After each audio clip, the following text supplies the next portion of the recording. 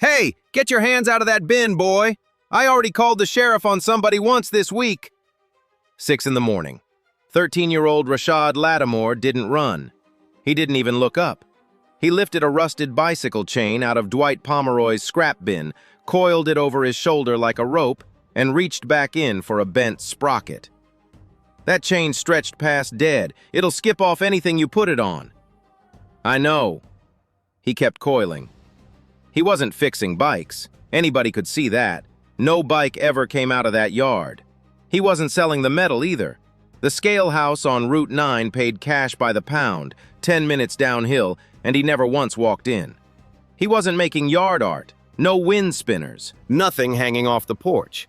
By Friday, there were 40 pounds of dead chain and 19 ruined sprockets stacked behind his father's welding shop. And he wouldn't tell a single soul what they were for. If you've ever been written off by people who never once asked what you were building, stay with this one, and tell us where in the world you're watching from. The pile sat in the strip of dirt between the back wall of the shop and the fence line, in the one patch of shade that lasted past noon. Anybody walking past would have called it a heap. It wasn't a heap. The chains were laid out in 4 rows, longest to shortest, each one wiped down with a rag and a coffee can of kerosene. The sprockets were sorted by tooth count and stacked like coins. 19 of them. 2 were cracked clean through, and he kept those anyway, off to the side in their own little group, the way you keep something you haven't figured out a use for yet. 40 pounds of chain, 19 sprockets, 4 freewheels, still greasy, still turning. 11 feet of square tube he dragged out of a collapsed plumbing rack behind the hardware store. A coffee can of bolts, a bent handlebar. 2 wheels he had no plan for and took anyway.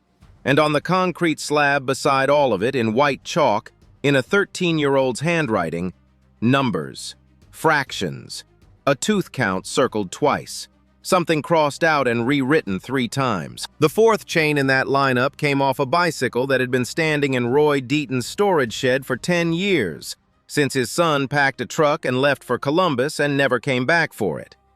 Deaton had laughed when the boy knocked, told him to take the whole bike if he wanted, tires and all, and good riddance to it. Rashad took the chain, the freewheel, and the pedals. He left the frame leaning against the shed wall exactly where he found it. That was the part people kept getting wrong about him all that month. They thought he was hauling off anything that would fit in a bag. He wasn't. He turned things down. He turned down a whole box of pipe fittings from the church basement because none of it was any use to him, and he said so. And the man who offered it went home and told 3 people that the Lattimore boy was so far gone he'd started refusing free metal. He took chain. He took sprockets. He took freewheels, pedals, and square tube. Nothing else. His brother Terrell was 16 and had no patience left for anything that wasn't a straight answer. He found Rashad squatting in the shade with a chain across his knees, counting teeth on a sprocket with the pad of his thumb. "You know what they're calling you down at the pump station?" Terrell jerked his chin at the pile. He had a shop rag still wrapped around one fist, and grease worked into the creases of his knuckles. Rashad didn't look up. He finished the count, moved his thumb back to the start, and did it again. "And you're cutting steel out here with no face shield. Mom finds out about that, this whole pile goes in the truck and down to the scale house." "Then don't tell her." Terrell waited. 3 full seconds for something more. An explanation. A joke. Anything a person could carry back and use to defend his own brother in a conversation he hadn't asked to be in. Nothing came. He walked off, and on the way he kicked one of the sprockets, which rolled a wobbly arc across the dirt and fell over near the fence. Rashad set the chain down. He walked over, picked the sprocket up, wiped the dust off it against his shirt, and set it back in the stack where it had been. 3rd from the bottom, exactly where it had been. Then he went back to counting. Word gets around a town of 1900 faster than it gets around a family. By the 2nd week, the boy and his chains were the best free entertainment Millvale had going. At Nance's, on the corner of 3rd and Bell, 3 men at the counter took it up over eggs. "He came through my alley Tuesday, loaded up like a pack mule." "That's a magpie is what that is. a magpie in sneakers. Shiny thing goes in the nest, and don't nobody ask why. Trudy Nance topped off their cups and said the boy had knocked on her back door at 6:10, polite as a deacon, and asked her for a chain she didn't know she owned. She'd found it in the crawl space. She'd handed it over just to see what he'd do with it. Everybody laughed. And then Buddy Sisk, who ran the floor over at Kilgore Fabrication on the far side of town, stirred his coffee and said something to nobody in particular. Curtis Lattimore's been humping plate steel by hand since his hoist burned up. He didn't look at anyone when he said it. He tapped the spoon twice on the rim and set it down. That shop's got a month left in it, maybe less. Trudy Nance stopped the coffee pot in midair. The counter went quiet for about half a second. The kind of half second where nobody says anything, and nobody explains why nobody's saying anything. Because in a town that size, everybody already knows. Then somebody asked about the ball game, and it passed. But it went out of that diner the way things go out of a diner in a town that size. By supper, the story had two versions. The funny one was about a boy and a bag of chains. The other one wasn't funny at all, and it was about a welding shop on the low end of Bell Street, and how long a man can carry steel by hand before something in him gives out. Every person in that town had a theory about that boy. Not one of them was within a mile of it, because the reason he was out there at 6 in the morning was standing in a one-bay welding shop at the low end of Bell Street. And it was dying. Lattimore Iron and Repair sat on a gravel lot at the low end of Bell Street.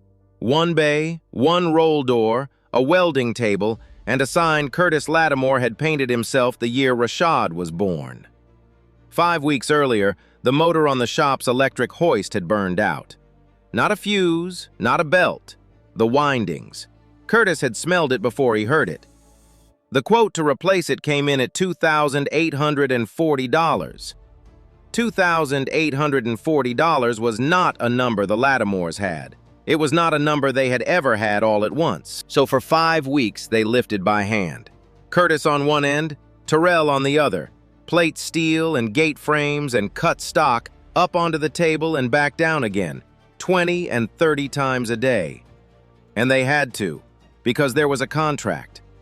Halverson Grain and Feed wanted 14 steel gate frames and a loading ramp, and the order had come in on a 6-week clock.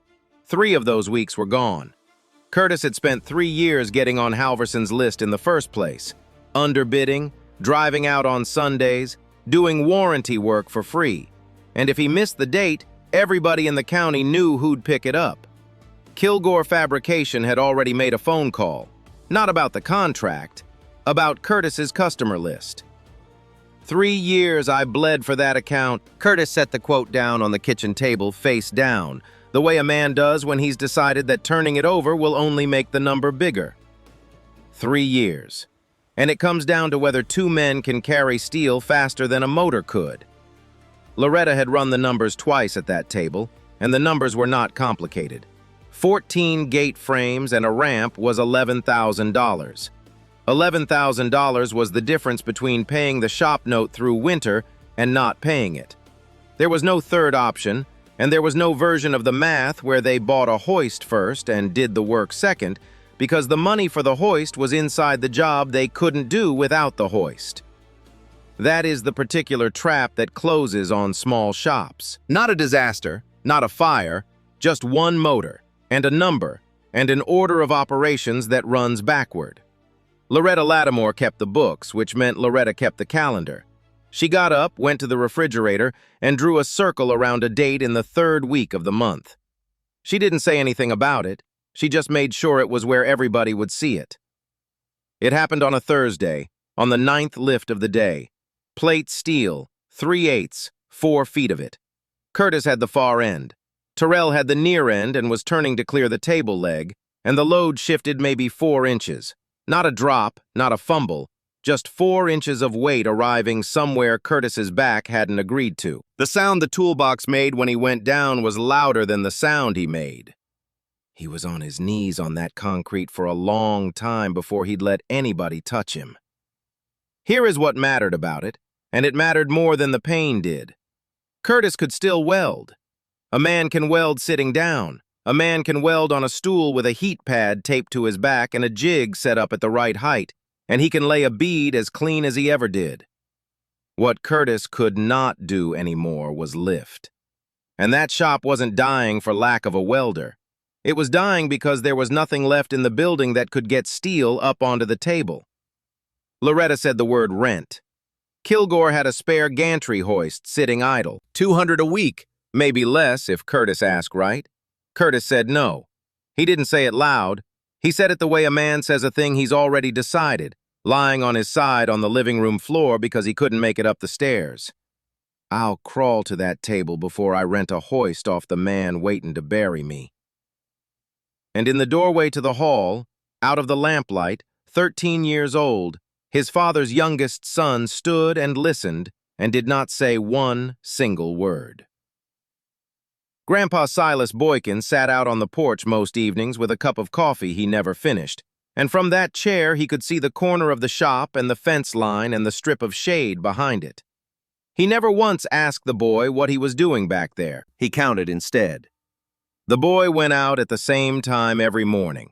He came in at the same time every night. He ate fast and he ate everything, the way people eat when eating is an interruption. And every few days there was a new cut on his hands. Small ones, thin ones, the kind you get from wire and swarf and sheared edges, not the kind you get from falling down. Silas Boykin had spent 50 years around machinery and around men who worked on it, and he knew exactly what he was looking at. There is a difference between a child who is occupied and a child who is working, and it isn't in the hands. It's in the schedule. Play doesn't keep hours. Play doesn't come in tired at the same time every night and go straight back out at the same time every morning without being told. That boy wasn't playing back there. That boy was on shift. And whatever it was, it had a deadline on it. Silas could see that too. Nothing else makes a person move like that. Loretta found him at the outside spigot on a Sunday, scrubbing at his fingernails with a bar of soap that wasn't going to win. She crouched down so her eyes were level with his. "What is it you're making back there, baby?" Rashad turned the tap off and cranked the handle tight, the way his father had taught him, one extra quarter turn. "Something that's already broke." She waited. She'd learned from 20 years of marriage that the waiting is the part that works. "Broke how?" She held out a dish towel. He took it. "Everybody already quit on it." He dried one hand, then the other. "That's the part I want." Loretta didn't ask again. She'd seen that exact look before, at 2 in the morning, under a tractor, on a face she'd been married to for 2 decades. It was the look of somebody halfway through a problem, and she knew better than most people alive that you don't interrupt a Lattimore halfway through a problem. So she filed it away, the way practical women file away anything they can't explain yet, patiently and without panic. It had started a month before any of it, before the pile, before the whispers, before his father went down on that concrete. It started on a hot Tuesday with a toolbox and a bicycle. Halverson's grain elevator sat at the top of the only real hill in Millvale, and Curtis had sent his youngest up there with a box of sockets to get back a set he'd loaned out. The box weighed a good 35 pounds. It rode on the rack over the back wheel, strapped down with an inner tube. Rashad started up the grade. Halfway, his legs began to burn, and he reached down and dropped the chain onto the smallest ring on the front. And the hill got easy.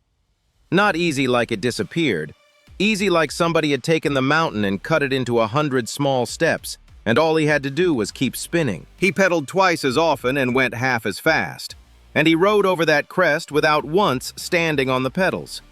35 pounds, up a hill, on the legs of a 13-year-old boy. He thought about that the whole way back down. Not in words. He was 13, and 13-year-olds don't think about mechanical advantage in words. He thought about it the way you think about a song that won't leave, because he hadn't gotten stronger between the bottom of that hill and the top of it. Nothing about him had changed. He'd just quit asking his legs to do one big thing and started asking them to do 100 small ones instead, and the hill had accepted that trade without complaint. That same afternoon, he was sitting on an upturned bucket in the shop, when his father tried to drag a stuck axle housing across the floor with a come-along. Curtis wrapped the chain around his fist for grip. He set his boots. He pulled, and the chain jumped. The sprocket teeth on that come-along were worn down to nubs, and under load, the links climbed straight up off them and let go all at once. The whole thing snapped backward. Curtis stumbled into the bench and came away with a red stripe up the inside of his forearm, already welting. Same chain, same steel, same links. One of them had carried a boy and a toolbox over a hill without complaint. The other one had taken everything a grown man had in him, his back, his legs, his shoulders, every ounce of it, and thrown it on the concrete. And Rashad sat on that bucket and looked from his father's arm to the come-along and back, and something in his head refused to let go of it. He asked his grandfather about it the next morning in the kitchen before anybody else was up. "Grandpa, how come my legs move more up that hill than Daddy's arms move in the shop?" Silas Boykin set his cup down. He didn't answer right away. He looked out the window at the yard for long enough that the boy started to think he hadn't heard and was working out whether to ask it again or let it go. Then the old man turned the cup a half-turn on the table, slow, like he was setting something down in the right place. "A man pulling on a chain spends everything he's got and moves nothing." He tapped the rim once with his fingernail. "Gears don't make you stronger, boy. They just stop you throwing it away." Rashad didn't say anything back. He sat there with his cereal going soft, and he turned that sentence over and over, and it rearranged something in the back of his skull that never went back the way it was. The Millvale Branch Library was 1 room and a half, and the boy who came in that week did not check out anything anybody expected. A farm equipment service manual with the spine taped, a Chilton catalog so old the phone numbers in the back had 5 digits, and a high school physics textbook that had not left the building since 1994. He did not understand every word. He wasn't trying to. He read the pictures, cutaway drawings of gear reductions, exploded views of chain hoists, ratios written out as fractions with arrows pointing at what they did. He copied the ratios in pencil onto the back of one of his father's invoices because it was the paper that was closest. And here is what the numbers told him. A real chain hoist, the kind in the catalog, the kind bolted to a beam in every shop in the county, cost $2,840 to put back in his father's building. A dead bicycle chain cost nothing, and there was not one shed, one garage, one crawl space, or one fence line within 3 miles of Bell Street that didn't have a dead bicycle in it. But it was one line in that service manual that stopped him cold, and he read it 3 times. A worn chain only jumps off when you make it go fast. That was it. That was the whole thing. Nothing he was building was ever going to go fast. Nothing he was building was ever going to move quicker than a boy turning a handle in a shed. And a chain that's too far gone to run a bicycle is still steel. Nobody had worn out the steel. They'd only worn out the speed. The chain wasn't broken. It was just too slow to be a bicycle anymore. And slow was the only thing he needed. He wasn't collecting junk. He was collecting the only version of the answer his family could afford. So he made his rounds, doors before school, bins before the truck came, Pomeroy's yard, Deaton's shed, the crawl space at Nance's, the fence line behind the Methodist church where somebody had thrown 2 bicycles over the rail in 1988 and never mentioned it again. He asked every time. That mattered to him more than it mattered to anybody watching. And on a Thursday, in front of Nance's diner, with 4 people standing close enough to hear it, Buddy Sisk stepped off the curb and put a hand out to stop him. "Empty that bag out, right here on the sidewalk." Rashad set the bag down. He opened it, took hold of the bottom corners, and turned it over. Chain came out on the concrete in a heap. Rust, broken links, 2 sprockets with teeth worn down to slivers, a freewheel packed solid with 10-year-old grease. It made a sound like somebody dropping a handful of nails, and then there was nothing to look at but garbage. Sisk looked at it. Nobody in the doorway found anything to say next. I asked Mr. Pomeroy first. Rashad crouched and started gathering it back up, link over link, one coil at a time. Then Mr. Deaton, then Mrs. Nance. He took longer coiling it than he needed to. He took long enough that every person standing there had to keep standing there and watch him do it. Then he picked up the bag, and he walked home. He got as far as the fence line behind his father's shop before his hands started shaking. So he sat down in the dirt with his back against the post and let them shake. And that took a while, and he didn't tell one person in that house about any of it.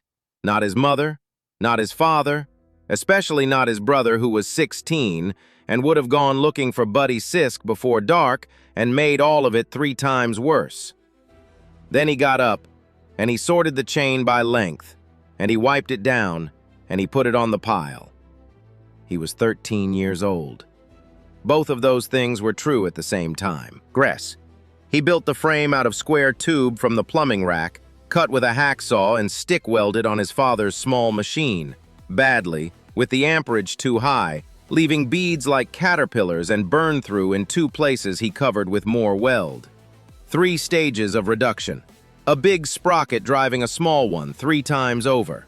A hand crank made from a length of water pipe with a bolt through it. It took him 6 days and it was ugly work. He cut the tube with a hacksaw because he wasn't allowed near the chop saw unsupervised, and a hacksaw through 3/16 wall takes a boy about 11 minutes a cut, and there were 19 cuts. He drilled the shaft holes with a hand brace and a bit he sharpened twice on his father's grinder. He worked between 5:30 and 7 in the morning, and again from 4 in the afternoon until the light went. He kept the frame turned to face the fence, so it read as a pile from the house. The test load was a car engine block on a pallet, 300 pounds. He turned the crank. The chains came tight in sequence, first stage, second, third, and the block came off the boards. 1 inch, 2, 3, 4. Then the top chain climbed the worn teeth on the second stage sprocket and let go. The block dropped. It hit the pallet, split it in half, and hit the concrete, and it took a corner out of the slab the size of a dinner plate. And the crank, with 300 pounds unwinding through it and nothing on earth to stop it, spun backward like a propeller and caught him across the palm on the way around. Terrell came through the side door at a dead run and stopped. Engine block on its side, pallet in pieces, concrete cracked. His little brother sitting flat on the floor in the middle of all of it with his hand shut in a fist and a rag already going dark. You building a machine or a way to lose a hand? It didn't land. His voice didn't have anything in it to make it land with. Rashad didn't answer.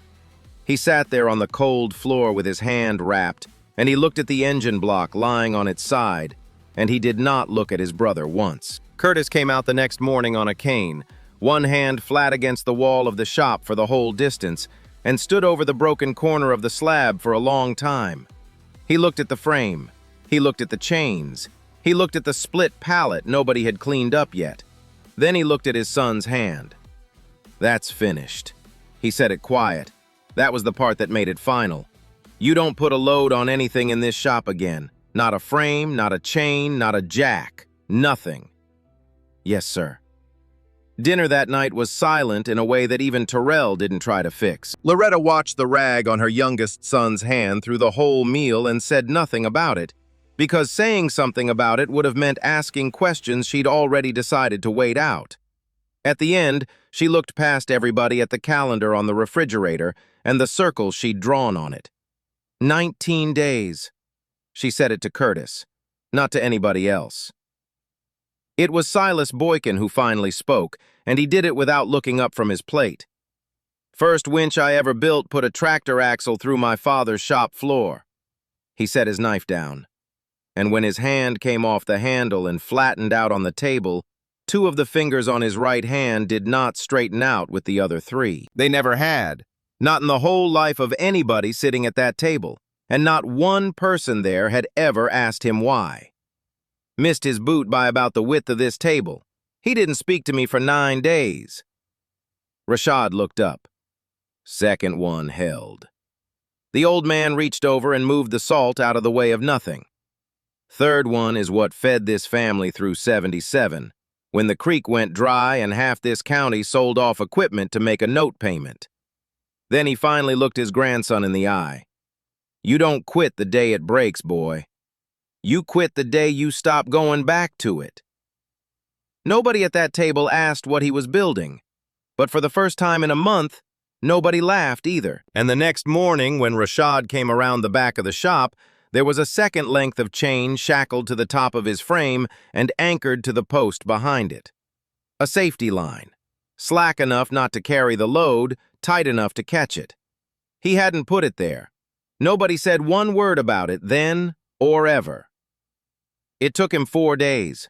He pulled every worn sprocket out of the drive and replaced them with the ones that still had full teeth, which meant tearing down 2 stages and re-drilling the frame, and which meant the numbers on the concrete all had to be worked out again in chalk. He cut guide plates out of flat bar and bolted them either side of each sprocket, so that even if a link tried to climb, it had nowhere to go. And on the 4th evening, he loaded 200 pounds of scrap plate into a sling, and he turned the crank. It came up smooth. No jumping, no banging.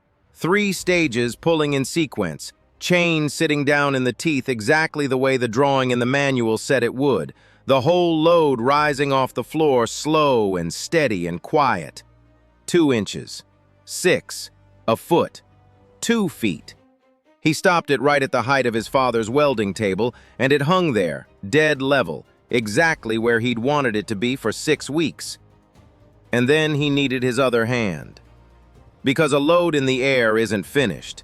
It has to come down onto something, and something has to be under it. And the block of timber he needed to slide beneath that plate was 4 feet away on the floor. He reached for it with his free hand. The crank moved. He grabbed it back with both hands and held on. And that was when Rashad Lattimore understood what he had actually built. Nothing in that entire machine held anything. The instant he let go of that pipe, 200 pounds of steel would run back down through 3 stages of gearing and take the crank around with it hard enough to break an arm. He had built a thing that could lift. He had not built a thing that could let go. He stood there with his heels dug in and his forearms shaking, and he yelled for his brother. 4 minutes. 4 minutes is not a long time. 4 minutes is a song on the radio. 4 minutes is a very long time to hold 200 pounds through a crank handle with your palms already torn, listening to your own breath go ragged, doing arithmetic in your head about what happens to your arms if your grip goes before your brother gets to the door. He shouted twice more. The second time his voice broke on it, and he hated that more than he hated any other part of it. Terrell got the timber under it. The load came down. And his brother did not make a joke. That was the first thing. The second thing was that Terrell stood there and looked up at that frame for a long moment. At the chains, at the plates bolted either side of every gear, at 200 pounds of steel that had been hanging in open air over his little brother's head 5 seconds ago and had not come down. How long you been able to do that? Rashad didn't answer him. He was sitting against the fence post with both hands open in his lap, still trying to make his fingers go straight. A machine you can't let go of isn't a machine. It's just a heavier way to hold something. The next morning, he did something he had not done one single time in a month. He got the wheelbarrow out of the side bay. He loaded 40 pounds of chain into it.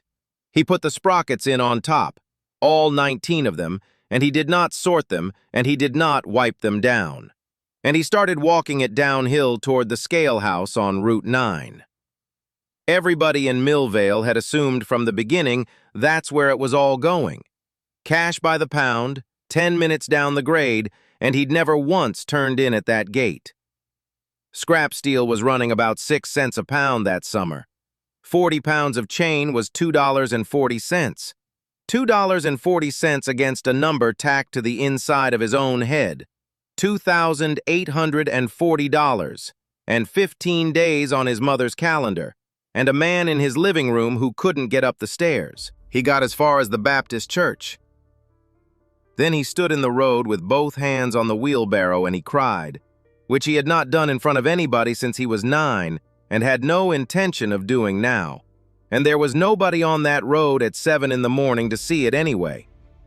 For about 4 minutes, Rashad Lattimore honestly believed that every single person who had laughed at him for a month had been right the entire time. Then he turned the wheelbarrow around. Not because he'd thought of anything. He hadn't thought of anything. He turned it around because his grandfather had told him you quit the day you stopped going back to it. And he had not stopped going back to it yet. And he was not going to be the one in this family who did.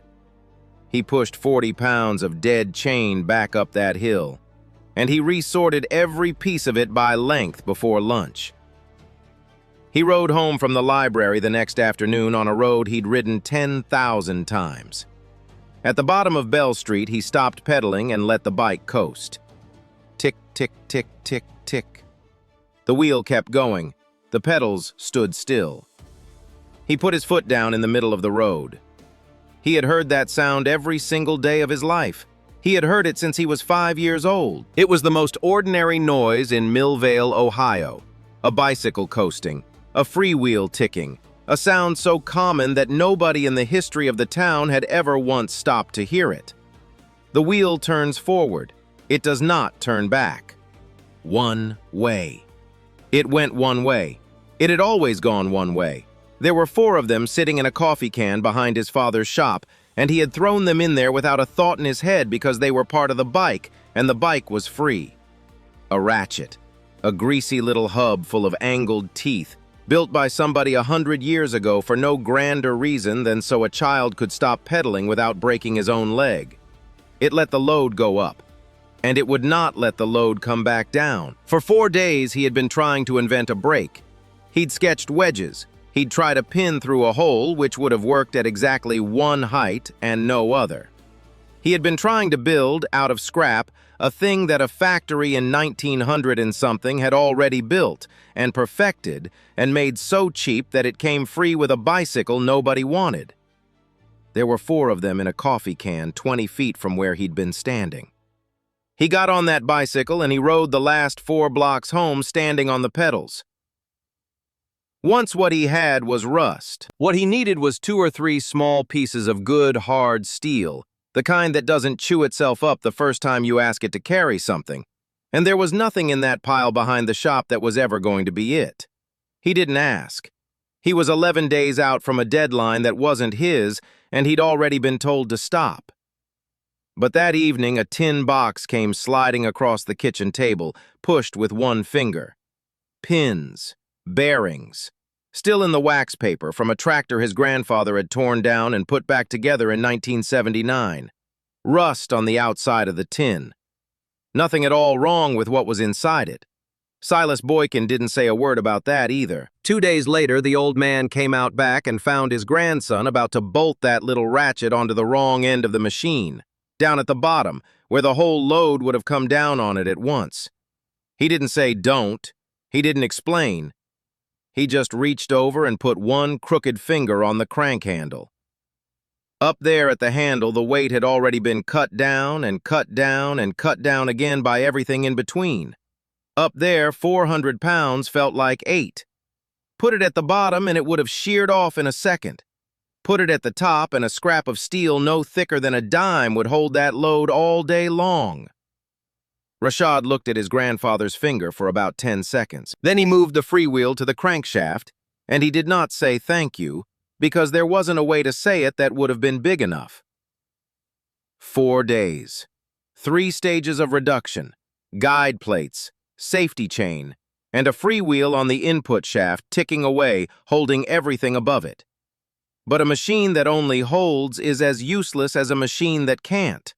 The steel had to come down too. It had to be laid onto a welding table, gently, at the right height, or none of it was worth anything to anybody. So he set the little ratchet on a hinge and held it against the gear with a spring.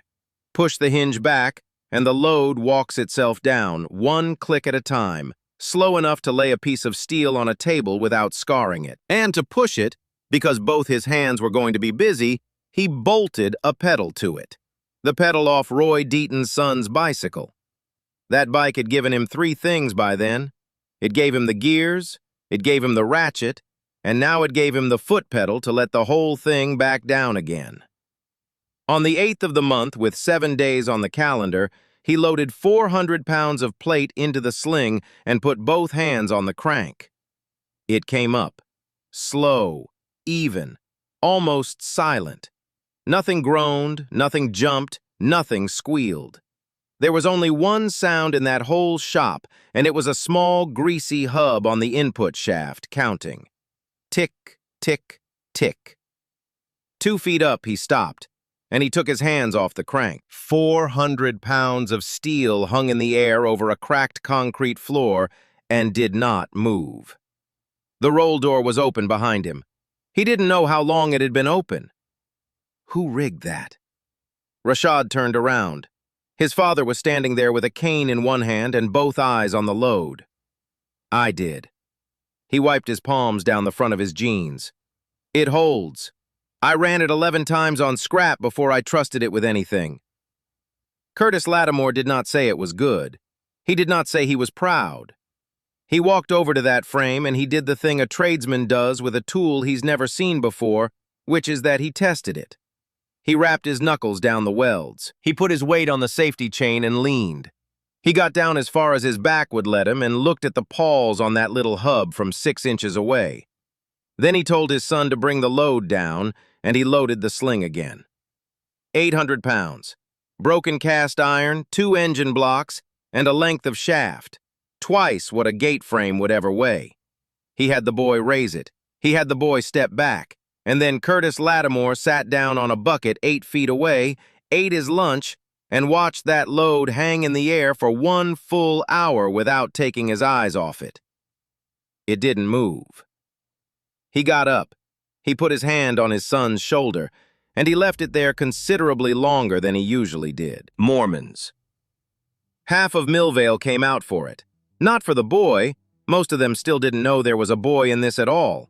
They came because Buddy Sisk had said out loud at a lunch counter in front of the whole town that Lattimore Iron and Repair had a month left in it, and people will drive across town to watch a month run out. They stood along the gravel edge of the lot with their arms folded, the way people stand at a parade they're not sure they're allowed to enjoy. Inside the bay, 3 people worked.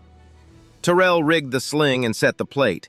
Rashad turned the crank and put the steel up onto the table at exactly the right height every time. Curtis Lattimore welded sitting down, on a stool, with a heat pad taped across his back, and laid beads as clean as any he'd run in 20 years. And out on the gravel, people started to notice something. The steel kept going up onto that table. Nobody was straining. Nobody was counting to 3.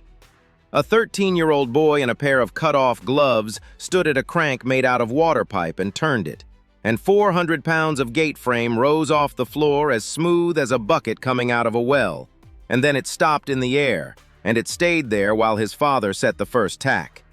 Then the boy put his foot on a bicycle pedal bolted to a hinge, and the whole thing walked itself down onto the table 1 tooth at a time. Somebody along the fence said the Lord's name out loud. 14 gate frames, a loading ramp, crated, tagged, and loaded. The Halverson truck rolled off that gravel at 4:20 in the afternoon, 2 days inside the deadline. Loretta Lattimore stood in the doorway and looked at the calendar on the wall for a second. Then she reached up and took it down. The crowd thinned out the way crowds do, and when it was mostly gone, one man was still standing there turning his hat over in his hands. Buddy Sisk came about halfway across the lot and stopped, and he said it to Curtis, not to the boy, to Curtis. That business on the sidewalk, with the bag. He turned the hat over again. I was wrong about your boy. Curtis looked at him for a good while before he answered. He's standing right there. Sisk turned around, and he said it again to the person it belonged to, which took him longer the second time. Rashad nodded once. Then he crouched down and started oiling the chains because they'd run 14 lifts that day, and chains that run 14 lifts get oiled. Wade Kilgore never came out to the lot. He never said one word about any of it. He just stopped asking around about the Lattimore's customer list, and after that Monday, nobody in the county heard the subject raised again. I carried that chain out to the curb myself. Dwight Pomeroy was standing in front of the frame with both hands on his head looking up at it. With these two hands, out to the curb, because it was garbage. He pointed at the machine. And that's it. That's my garbage.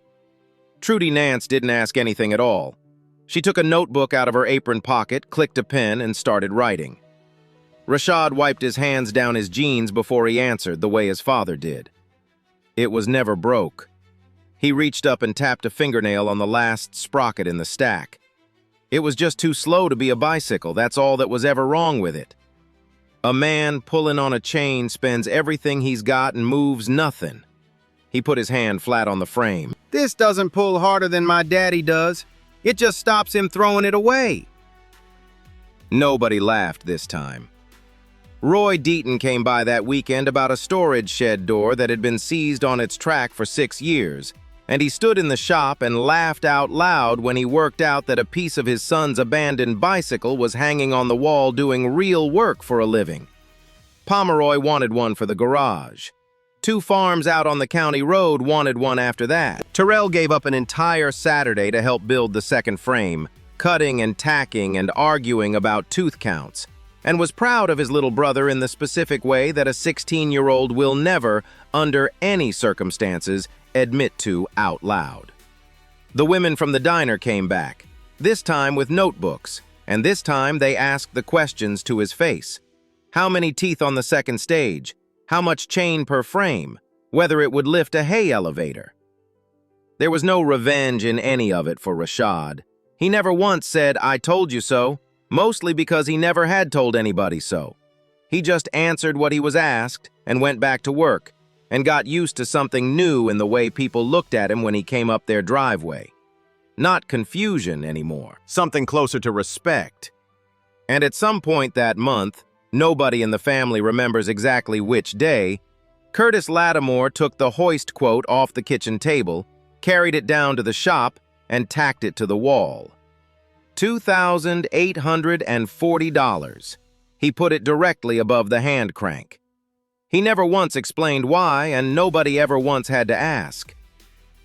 They sat on the shop step that evening while the sun went down behind the roofline, an old man and a 13-year-old boy, not talking much.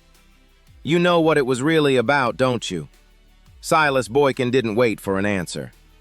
It was never the chains. Anybody in this county could have picked those up. Half of them threw the things out with their own hands.